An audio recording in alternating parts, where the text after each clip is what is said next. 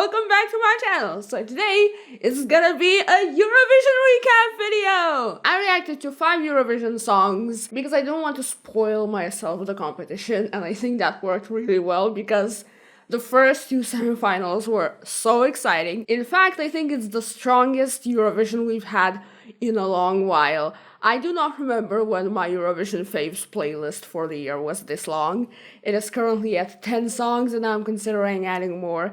And I haven't really had the time to listen to the songs that were only in the final. So I know I made non-reaction Eurovision videos before, but I never really made like a grand final recap video and to recap the entire competition. So why not do it, especially since it was such a good one. So of course Eurovision is back after this hell year of pandemic, and still, they wanted to organize this competition, but really, at least one contestant got COVID, as well as Duncan Lawrence, the previous winner of the Eurovision Song Contest. So, maybe wasn't the greatest idea to organize the competition yet. I mean, we knew that. Well, I hope y'all knew that, but, I guess Europe needs their money.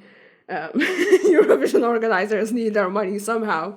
So, of course, they had to do this year, but besides that, first of all, congratulations to Italy, who is the winner of the Eurovision Song Contest 2021. And I'm gonna be honest, the first time that I heard that song, I was like, it's not that good. Why is it a favorite?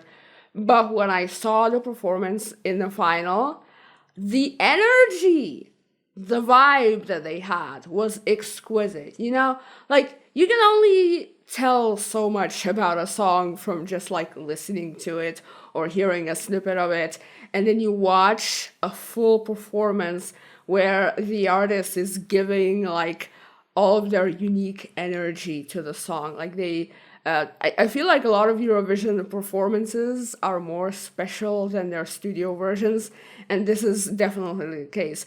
Even though the studio version was really good as well, I listened to it this morning and it's pretty great, not gonna lie. It's a really catchy song and definitely grows on you. Second point I wanted to make about the winner is that not only is it a grower, but I just have to appreciate this song winning because it's an alternative song.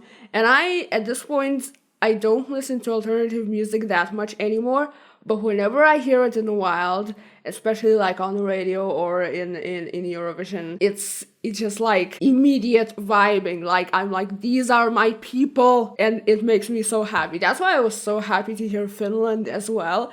We had 2 alternative songs in this competition this year, where it's usually none to maybe 1. So I'm very happy that and the fact that this won, I'm very happy that Europe is choosing rock and roll once again. Like Måneskin said when they won the Eurovision Song Contest, they said rock and roll never dies, and I agree with that, and I'm very happy to see that that's true. So congratulations, I am very happy. However, I would like to report a robbery. Yes, it's about Malta. So Malta was so robbed. That was my number 1 choice for the winner, honestly, and I was rooting so hard for them, and they were doing so well. I was honestly I genuinely believed that they would win, and I was kind of bummed when it was clear already that they're not gonna win, and you could see that poor Destiny was also upset, and it's it breaks my heart really. But the voting system, I feel like they really improved the voting system with announcing the jury votes first, with the iconic 12 points, and then announcing the televoting just all at once. But this time they even shuffled it up with announcing it country by country from the bottom, because I think it used to be who got the least points up to who got the most points, and I think this is even more chaotic, and I love it because let me tell you, when they were announcing all the countries and when they got to Lithuania, and we were the first country to get 160 something points, that was God tier. That was just an amazing feeling, and we were for a few blissful moments, we were at the number 4 spot. So that was just a great feeling. In general, I am so proud of us. I'm so proud of Lithuania. I desperately wanted top five for us. I was trying to manifest it and like I was praying so hard that we could get into the top five, especially after all the hype that we received. Like, I feel like usually we don't receive that much hype. Like, it's a really unusual thing for Lithuania. And we finished at number 8, which is not our highest. Our highest is still number 6 with "We Are the Winners of Eurovision." But 8 is not bad. Like, I can't really complain. I'm a little bit upset, but I can't really complain. I'm more upset about countries like Cyprus and Malta. Cyprus in general, like, it was like if I would have voted for any song, like because I don't vote in Eurovision because it costs money, and why would I spend money on a once in a year competition that like it just I don't do that. But if I did, I would have voted for Cyprus because Cyprus, El Diablo, it was just performance. The song, like, people are saying that it's a bad romance ripoff. No, it's not. It's just like there's two notes that sound similar, whatever. It's a good song. It's a great song. I listen to it on repeat so much. Oh my god. Also, another shout out to Italy obviously has to go for giving us 12 points. Thank you, Italy, for the 12 points. Y'all have taste. One of the few countries whose jury gave us a high point. And I was texting my friend saying, do you think that the televoting will save us? Because by the time the jury votes ended, we were in the second half of the contestants. And I was like, do you think that the televoting is gonna save us? And he was like, I don't think so. But then it did! We ended up at number 8! We love the public, we have to give it out to the public. So of course I'm talking about my impressions about the grand final, especially the voting. But let's talk about the people who were truly robbed, aka my favorites, from the semifinals. I think that I don't remember which country it was. I keep forgetting to check, but the song called Amnesia, that was a really good one. I feel like it was like a sister song to Bulgaria's. What was Bulgaria's song called? I do not remember, but those two songs were like about mental health, and I'm actually really excited to see Eurovision, like it being a subcategory of Eurovision songs. Like these songs are starting to appear in Eurovision, which means that the conversations around mental health are getting louder and there's a lot more awareness around it, and also just the fact that like the younger generations are just like mentally screwed, well, like socially and economically screwed, which in turn makes us mentally unwell and depressed and anxious and whatnot. So I feel like there's a lot of like social commentary to be made about that, but maybe that's for another time, if there is another time. I mean, that sounded morbid. This is getting really meta. Anyway, I really like that these kinds of songs exist in the Eurovision Song Contest, and I hope there's more in the future. So yeah, the song Amnesia I think it was wonderful. I know that her vocals were weak in the semifinals, so like I understand why it didn't go through, but it's still sad because it was a good song. Also, Ireland. Ireland was my underrated fave. Ireland had such a cute song. It just the song is literally my type. I feel like if Ireland would have made it through to the final, I would have rooted for Ireland so hard. But alas, it didn't. Well, it'll forever live on in my Eurovision favorites playlist, which now has 10 songs. I didn't even tell you all of my Eurovision favorites, but maybe we'll get to that a little bit later. I wanted to talk about another underrated fave. I feel so bad for Latvia.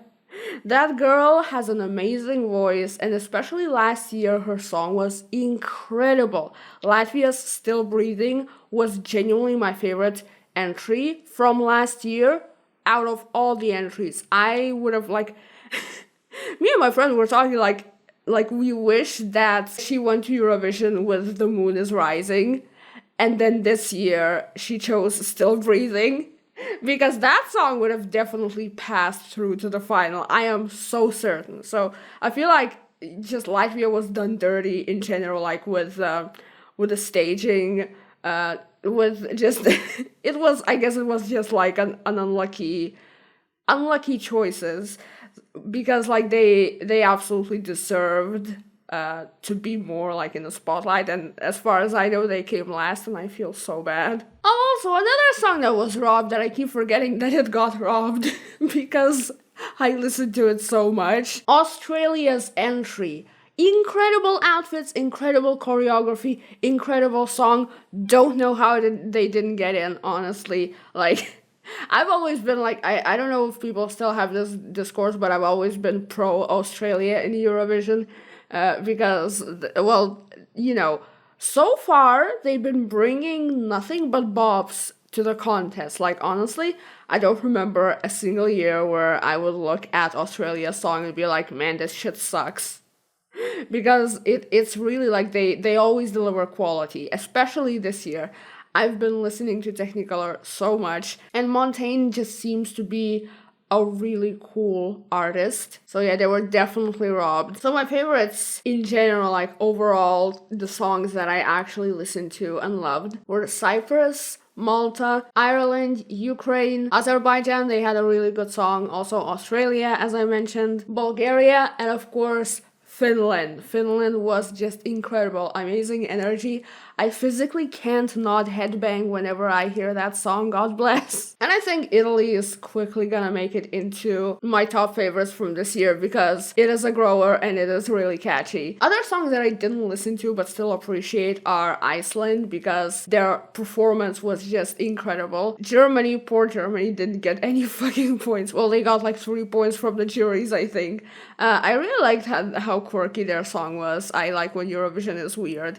And also, I'm very partial to ukuleles. Also, Switzerland, I know it was like a jury favorite, and they had a really, really good song, but if they would have won, I feel like it would have been too similar to previous year's winner, because it has kind of like a similar energy, similar vibe. France's song was also really good, obviously, and the performance was really captivating. I think that Barbara Pravi is just such a charismatic artist. Also, Albania, just the power that performance had, incredible. So yeah, those were my like favorite songs. And there's more than usual, of course. Like I can't even like say Lithuania because that's a default. But sometimes I don't like Lithuania's entry, so maybe it's worth mentioning that I adore our song and I listen to it so much. And like when it came on during the final, I just went feral. Just completely feral. I had such a good time. Probably the most oof part of the whole competition was just the 4 zeros at the beginning of the like televoting votes announcements, when UK didn't get any points from the juries and they didn't get any points from the public.